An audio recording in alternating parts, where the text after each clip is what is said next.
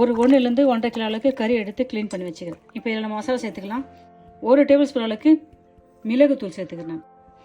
இஞ்சி பூண்டு paste 1 table spoon சேர்த்துக்கிறோம். உப்பு சேர்த்துக்கிறோம் 1 ஸ்பூனு. 3 டேபிள் ஸ்பூன் தயிர் சேர்த்துக்கிறோம். கொஞ்சம் லெமன் ஜூஸ் சேர்த்துக்கிறோம். ஒரு பாதி லெமன் சேர்த்துக்கிறோம். பச்சை மிளகாய் உங்களுக்கு காரத்துக்கு எதுவுமே சேர்த்துங்க. பச்சை மிளகாய் சேர்த்து இதை அப்படியே நம்ம கலந்துக்கிறோம். இதை கலந்துக்கிட்டோம். இது ஒரு 30 நிமிஷம் ஊறட்டும். 2 table spoon butter, 1 table spoon நெய் சேர்த்துருக்கேன். பட்டர் நெய் சேர்த்துக்கிறேன். 1 ஸ்பூனு ஜீரகம், 1 ஸ்பூனு மிளகு, கருப்பு ஏலக்காய், கொஞ்சம் பட்டை, கிரீன் கலர் ஏலக்காய் ஒரு 5, கிராம்பு, கொஞ்சம் பிரிஞ்சி இலை சேர்த்துக்கிறேன். கூட கொஞ்சம் நம்ம எண்ணெய் சேர்த்துக்கலாம். வச்சு கொஞ்சம் பூண்டு, கொஞ்சம் பச்சை மிளகாய் சேர்த்துக்கலாம். நம்ம இதில் சேர்த்துக்கலாம். மசாலா போட்டு இந்த கோழியை சேர்த்துட்டு நம்ம அதை வதக்கிக்கலாம்.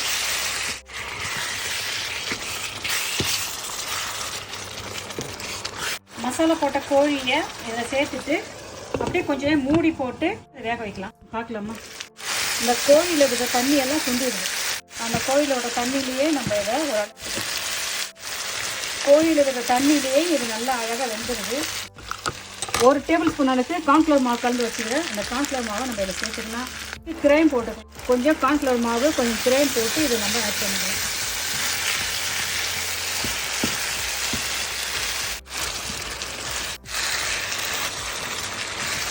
ஒரு டேபிள் ஸ்பூன் அளவுக்கு கார்ன்ஃப்ளவர் மாவு கலந்து நம்ம இதில் ஊற்றிக்கணும். கொஞ்சம் கிரைம் 1 டேபிள் ஸ்பூன் அளவுக்கு சேர்த்துக்கணும்.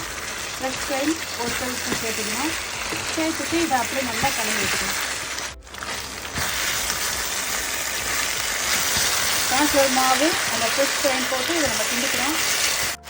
1 ஸ்பூன் அளவுக்கு கரம் மசாலா தூள் சேர்த்துக்கிறோம். கரம் மசாலா தூள் சேர்த்துக்கிறோம். கொஞ்சம் கஸ்தூரி மெத்தி நம்ம அழகாக நுணுக்கி போட்டுக்கிறோம். கொஞ்சம் கொத்தமல்லி தழை சேர்த்துக்கிறோம்.